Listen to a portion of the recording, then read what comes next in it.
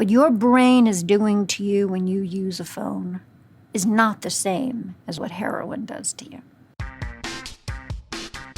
The addiction metaphor allows us to feel impotent. It's pleasurable, it's a high, it's stimulating. You're not addicted to your phone. You're vulnerable.